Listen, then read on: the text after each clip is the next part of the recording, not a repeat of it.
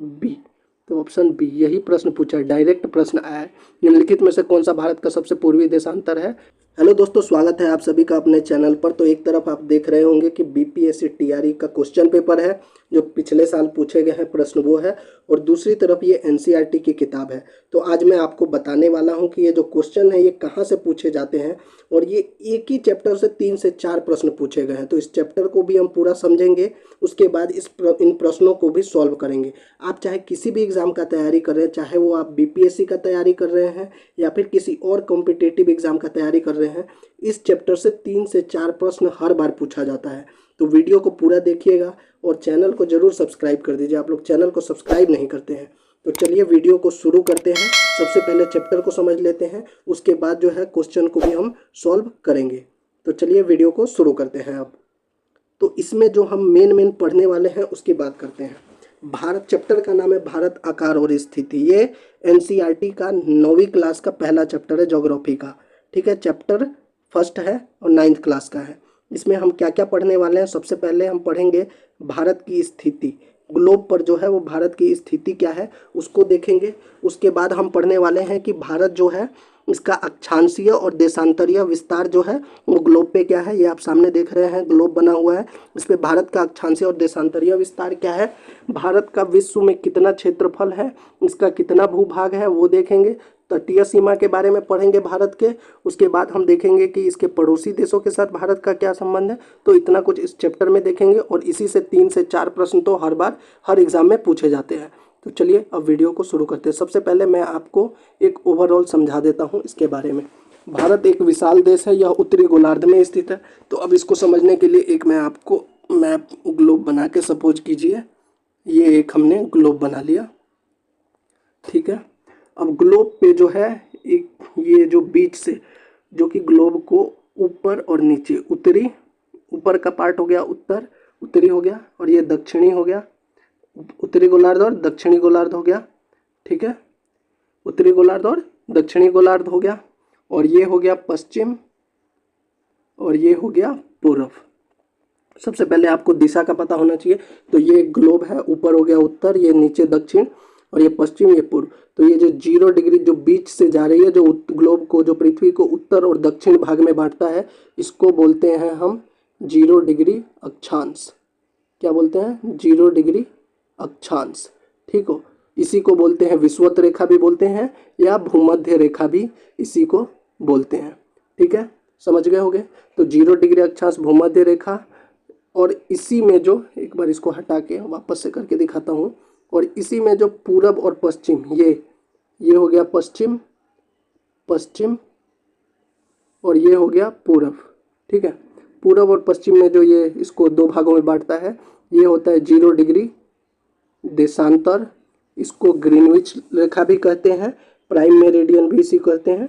और ये जो मेन पॉइंट है, तो ये हो गया पश्चिम हो गया, ये पूरब हो गया। तो अक्षांश और ये देशांतर हो गया। अब आपको दिखाते हैं भारत की स्थिति क्या है इसमें। तो ये है पृथ्वी। अब इसमें देखिए ये जो लाइन बना हुआ है ये है अक्षांश, ये जो आप डॉटेड लाइन देख रहे हैं ये अक्षांश हो गया, ये देशांतर हो गया, ये हो गया उत्तर, ऊपर हो गया उत्तर, ये दक्षिण, ये पश्चिम, और ये पूरब। तो भारत यहाँ पे स्थित है। तो भारत कहाँ पे है अब, यानी कि उत्तर में और पूर्वी। तो उत्तर पूर्वी गोलार्ध में भारत स्थित है। भारत की स्थिति का बारे में अगर क्वेश्चन है तो भारत कहाँ पे है, तो भारत जो है कहाँ पे है, उत्तर पूर्वी गोलार्ध में स्थित है। तो ये जो स्थिति के बारे में जो ये है कि भारत की स्थिति क्या है, तो भारत की स्थिति यहाँ पे क्या है, उत्तर पूर्वी गोलार्ध में है। ठीक है, ये समझ गया। अब देखिए भारत एक विशाल देश है, यह उत्तरी गोलार्ध में स्थित है। यहाँ पे दिखा दिया उत्तरी गोलार्ध में है, और इसका मुख्य भाग 8 डिग्री 4 मिनट उत्तर से 37 डिग्री 6 उत्तर अक्षांश तथा 68 डिग्री 7 मिनट पूरब से 97 डिग्री 25 मिनट पूर्व देशांतर तक है। अब देखिए अक्षांश और देशांतर जो है इसके बारे में मैं आपको बताता हूँ। अब भारत की स्थिति आपने ये देख ली, उत्तरी गोलार्ध में है, यहाँ पे है 0 डिग्री। ठीक है, तो अब ये कह रहा है कि भारत की जो स्थिति है ये अक्षांशीय विस्तार जो है ये 8 डिग्री 4 मिनट से 37 डिग्री 6 मिनट है। ये क्या है, भारत का अक्षांशीय विस्तार। और ये देशांतरीय विस्तार क्या कह रहा है, देशांतरीय विस्तार कह रहा है इसका यहाँ पे 68 डिग्री से लेकर 68 डिग्री 7 मिनट से 97 डिग्री 25 मिनट, यानी कि वो बात कर रहा है इसका देशांतरीय विस्तार इसका कर रहा है। बड़े वाले मैप में मैं इसको आपको दिखा देता हूँ। तो इसकी बात कर रहा है कि ये नीचे जो दिख रहा है 8 डिग्री 4 मिनट, ये यहाँ से लेके अक्षांशीय विस्तार जो है 37 डिग्री 6 मिनट, और यहाँ से पूर्व से 68 डिग्री 7 मिनट 97 डिग्री 25 मिनट, ये देशांतरीय विस्तार। तो इसकी बात कर रहा है, और यही प्रश्न भी यहाँ पे देख लीजिए। अब पहला क्वेश्चन जो है, निम्नलिखित में से कौन सा भारत का पूर्वी देशांतर और सबसे दक्षिणी अक्षांश है? ठीक है, तो यहाँ पे प्रश्न भी देख लेते हैं। यहीं से यही प्रश्न पूछा हुआ है बीपीएससी का कि निम्नलिखित में से कौन सा भारत का पूर्वी देशांतर और सबसे दक्षिणी अक्षांश है? क्या कह रहा है? सबसे पूर्वी देशांतर यानी कि पूरब, ये हो गया 97 डिग्री 25 मिनट, ये हो गया। और क्या पूछा? और दक्षिणी अक्षांश यानी ये सही जवाब हो गया ऑप्शन बी। तो ऑप्शन बी यही प्रश्न पूछा है, डायरेक्ट प्रश्न आया है, निम्नलिखित में से कौन सा भारत का सबसे पूर्वी देशांतर है और सबसे दक्षिणी अक्षांश है? तो इसका आंसर हो गया बी। ये बीपीएससी टीआरई 2 में क्वेश्चन पेपर में आया था, देखिए डायरेक्ट क्वेश्चन आ गया है। ठीक है, अब आगे फिर से इसको देखते हैं। तो स्थिति का पता लग गया, अक्षांश और देशांतर विस्तार का आपको पता लग गया। अब बात करते हैं, भारत के भूभाग का कुल क्षेत्रफल लगभग 32.8 यानी 3.2 मिलियन है। ठीक है, यहाँ पे लिखा हुआ है भारत के भूभाग का कुल क्षेत्रफल लगभग 32.8 लाख वर्ग किलोमीटर है। ये है भारत का क्षेत्रफल कितना है? 32.8 लाख वर्ग किलोमीटर। भारत का क्षेत्रफल विश्व के कुल क्षेत्रफल का 2.4% है। 2.4%। क्षेत्रफल की दृष्टि से भारत जो है विश्व का 7वां बड़ा देश है, लेकिन जनसंख्या में 1 नंबर पर पहुंच चुका है। तो भैया देख लीजिए समस्या कितनी बड़ी है। क्षेत्रफल के हिसाब से तो हम 7वें नंबर पर हैं, लेकिन जनसंख्या के हिसाब से पहले नंबर पर है। और यहाँ पर देख लेते हैं कि क्षेत्रफल की दृष्टि से जो सबसे बड़े देश हैं वो कौन कौन से हैं। तो यहाँ पे दिया हुआ है सबसे बड़ा देश है रूस, उसके बाद आता है कनाडा, फिर अमेरिका, चीन चौथे नंबर पर, ब्राज़ील 5वें पे, ऑस्ट्रेलिया 6ठे पे, और भारत जो है 7वें पे। हम हमेशा अपने आप को चीन से कंपेयर करते हैं, तो चीन भाई हमारे से 3 गुना है क्षेत्रफल की दृष्टि में। उसकी जनसंख्या अगर ज़्यादा है भी तो उसका क्षेत्रफल भी 3 गुना है, उसके संसाधन भी हमसे 3 टाइम्स है। तो हमारे देश में जनसंख्या की समस्या कितनी बड़ी है इससे आप अंदाज़ा लगा सकते हैं। आगे देखते हैं, भारत की स्थलीय सीमा रेखा लगभग 15,200 किलोमीटर है और समुद्री तट रेखा अंडमान और निकोबार द्वीप समूह तथा लक्षद्वीप समूह के साथ 7,516 किलोमीटर है। अब इसको देख लेते हैं स्थलीय सीमा, और जो स्थलीय सीमा और इसकी बात कर रहा है इसमें, तो ये रहा स्थलीय सीमा, ये हो गया, ये जो सीमा है ऊपर वाला इसकी बात कर रहा है, ये कितना है? 15,200 किलोमीटर है स्थलीय सीमा। और ये हो गया तटीय सीमा, जो ये समुद्र के साथ लगने वाली है, इंक्लूडिंग लक्षद्वीप और अंडमान, उसको बोल रहा है। ठीक है, तो ये तटीय सीमा हो गया। तटीय सीमा मतलब जो समुद्र के साथ लग रहा है, और स्थलीय सीमा जो ऊपर वाला। तो स्थलीय सीमा है 15,200 और तटीय सीमा जो है ये वाला वो है 7,516 किलोमीटर है। तो ये हो गया। अब ये कह रहा है कि गुजरात से, यहाँ पे आते हैं, गुजरात से अरुणाचल प्रदेश के स्थानीय समय में 2 घंटे का अंतर होता है। यहाँ पे लिखा हुआ है कि गुजरात से अरुणाचल प्रदेश के स्थानीय समय में 2 घंटे का अंतर है, अतः 82 डिग्री 30 मिनट पूर्व देशांतर रेखा को भारत की मानक यमुनोत्तर माना गया है, जो कि उत्तर प्रदेश में मिर्ज़ापुर से गुजरती है। अब ये क्या है इसको भी हम देख लेते हैं। आइए मैप में समझते हैं, मैप से हम अच्छे तरीके से समझ लेंगे। अब देखिए ये जो मैप है भारत का, जो देशांतरीय विस्तार है वो क्या है? 68 से लेके 97 है। ठीक है, अब इसकी वजह से क्या हो गया, भारत का जो गुजरात का जो मानक समय है, गुजरात में और अरुणाचल प्रदेश में, इसमें 2 घंटे का डिफरेंस है।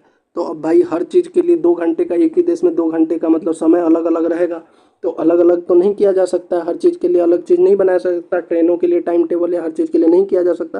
तो इसके लिए एक टाइम टेबल निकालने के लिए यहाँ पे जो उत्तर प्रदेश में जो मिर्ज़ापुर का जो है 82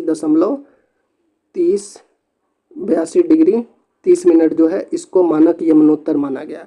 अब इसी को क्यों माना गया है, यह भी प्रश्न उठ रहा होगा आपके मन में कि मानक यमुनोत्तर को यहीं पे क्यों 82 डिग्री 30 मिनट को ही क्यों माना गया है, और भी कुछ माना गया होता 82 डिग्री। तो इसका कारण ये है देखिए सबसे पहले आपको ये समझना होगा कि जो पृथ्वी है, पृथ्वी अपने अक्ष पर घूमती है, कितना समय लेती है? 24 घंटा। 24 घंटा लेती है। मिनट में अगर इसको कन्वर्ट कर दें तो 24 गुना में 60 कितना मिनट हो गया? लगभग 1440 मिनट। तो पृथ्वी को अपने अक्ष पर घूमने में कितना मिनट लगता है? 1440 मिनट लगता है। ठीक है। और कितना डिग्री घूमती है? 360 डिग्री। एक अक्ष पर घूमने का मतलब हो गया 360 डिग्री हो गया। और 360 डिग्री वो 1440 मिनट में। तो 1 डिग्री जो है वो कितने मिनट में घूमती है? तो इसके लिए हम क्या करेंगे, इसको डिवाइड कर देंगे तो कितना आ जाएगा?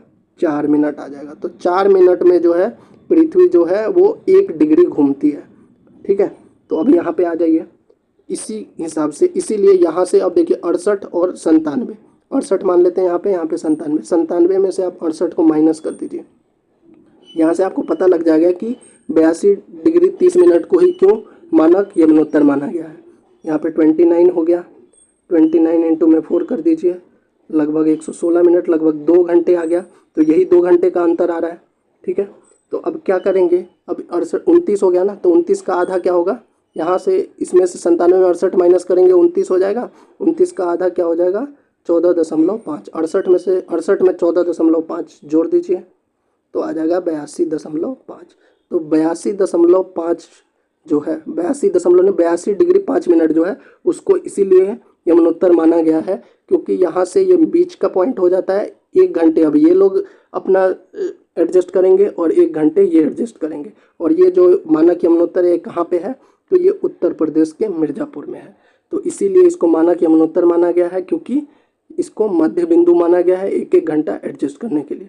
और पृथ्वी जो है वो क्या है? पश्चिम से पूरब की तरह घूमती है, पश्चिम से पूरब की तरह घूमती है। इसीलिए सबसे पहले क्या है, अरुणाचल प्रदेश में जो है सुबह होता है और लास्ट में गुजरात में। ठीक है। अब चलिए आगे बढ़ते हैं। अब इसमें आगे क्या कह रहा है तो ये यहाँ पे समझा दिया। अब आते हैं इधर, एक महत्वपूर्ण पॉइंट और है, मेन पॉइंट हम पढ़ेंगे। हिंद महासागर में किसी भी देश की तटीय सीमा भारत जैसी नहीं है। भारत की इसी महत्वपूर्ण स्थिति के कारण एक महासागर का नाम इसके नाम पर रखा गया है। अब हिंद महासागर, ये इसकी बात कर रहा है, ये है हिंद महासागर और भारत की सीमा जो है इसके साथ है। तो इसकी इसी महत्वपूर्ण स्थिति के कारण जो है इसका नाम हिंद महासागर रखा गया है। आगे देखते हैं। अब आगे ये ऑलरेडी आपको बता दिया, प्रति 10 लाख वर्ग किलोमीटर और ये जो क्षेत्रफल है सबसे टॉप पे रूस है, उसके बाद कनाडा, संयुक्त राज्य अमेरिका, चीन, ब्राज़ील, ऑस्ट्रेलिया, भारत। आगे अब देखते हैं।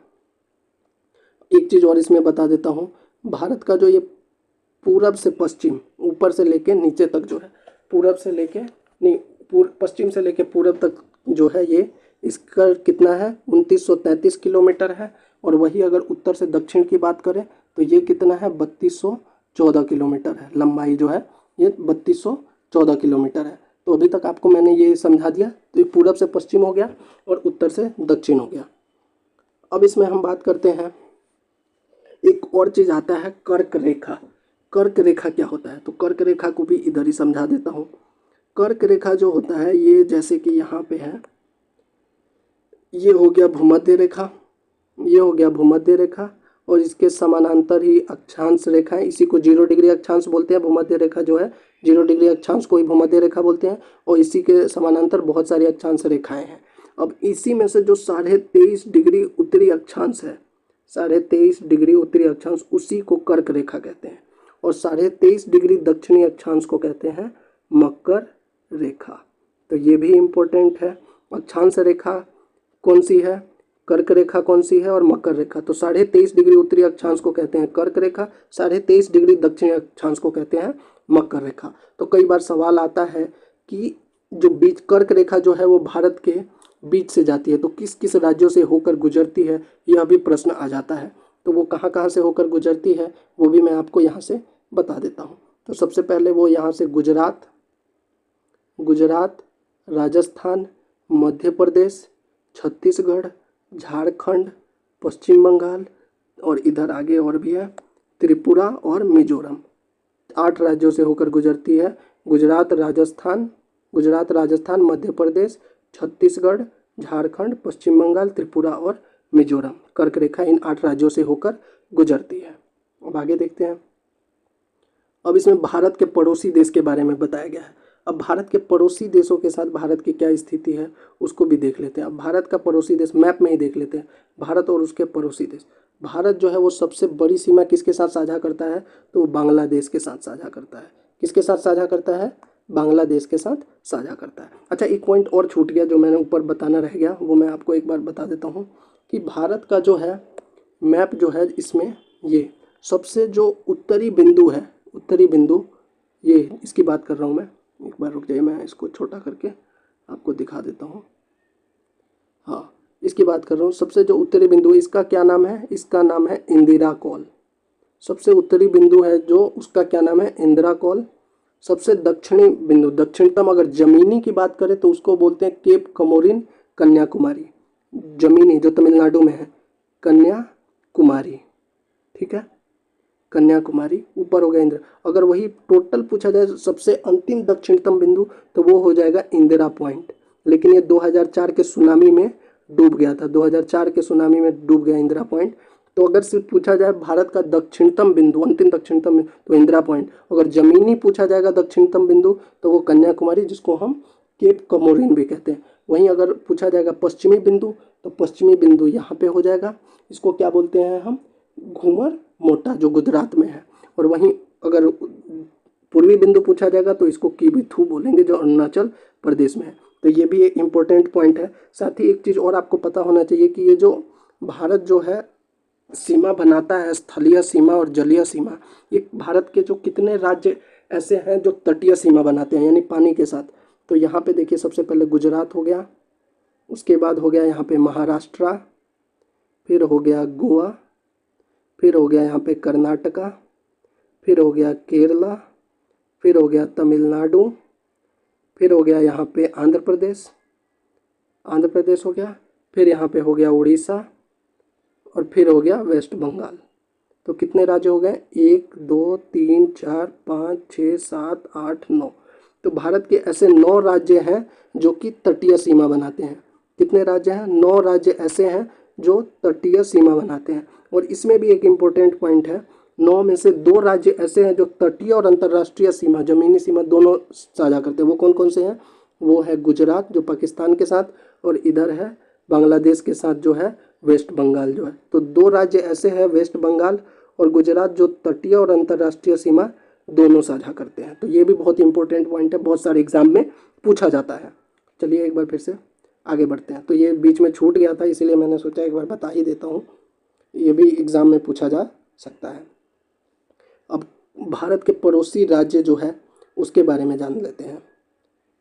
आइए नीचे चलते हैं।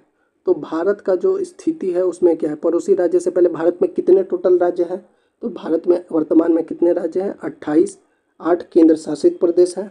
सबसे बड़ा राज्य कौन सा है भारत का क्षेत्रफल की दृष्टि से, तो वो राजस्थान है सबसे बड़ा राज्य। सबसे छोटा राज्य कौन सा है, तो वो है गोवा, गोवा है यहाँ पे, गोवा सबसे छोटा राज्य है। जनसंख्या की दृष्टि से अगर बात करें सबसे बड़ा राज्य तो ये होगा उत्तर प्रदेश, यूपी वाले।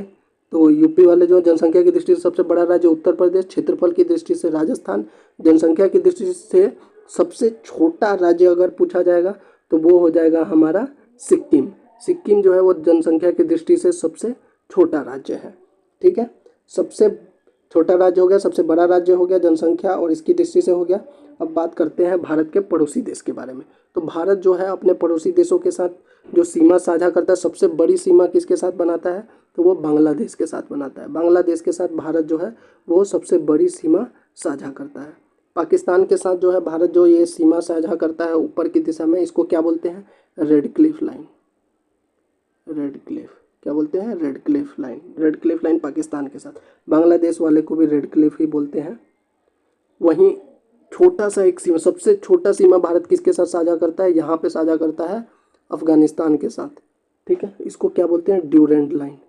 सबसे छोटा होता है ड्यूरेंड लाइन।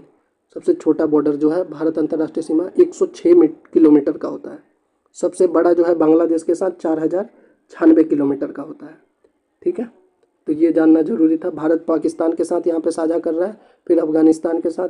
इधर आ जाते हैं तो आप देखेंगे कि भारत जो है वो चीन के साथ कौन कौन से राज्य इधर के साइड में देख सकते हैं। चीन के साथ लद्दाख जो है वो है, चीन के साथ लद्दाख, हिमाचल प्रदेश, उत्तराखंड, सिक्किम और अरुणाचल ये चीन के साथ शेयर करते हैं और इसको क्या बोलते हैं? मैकमोहन रेखा। ठीक है।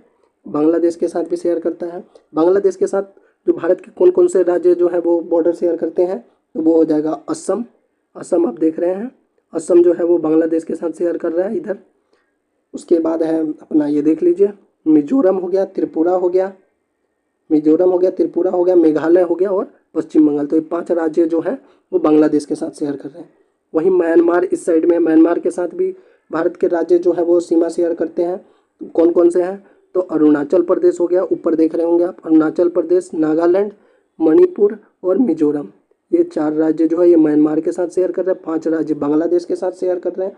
वहीं भूटान के साथ भी हमारे जो है अरुणाचल प्रदेश, सिक्किम, असम और पश्चिम बंगाल 4 राज्य जो है ये भूटान के साथ भी बॉर्डर शेयर करते हैं। तो यहाँ से जो याद रखने वाली बात है, नेपाल से भी एक बीच में रह गया, उत्तराखंड, उत्तर प्रदेश, बिहार, पश्चिम बंगाल, सिक्किम ये भी जो है ये नेपाल के साथ शेयर करते हैं। अब इसमें जो मेन इंपॉर्टेंट प्रश्न है वो क्या आता है कि भारत का सबसे बड़ा सीमा रेखा किसके साथ है, बॉर्डर जो है अंतर्राष्ट्रीय सीमा, तो वो हो गया बांग्लादेश।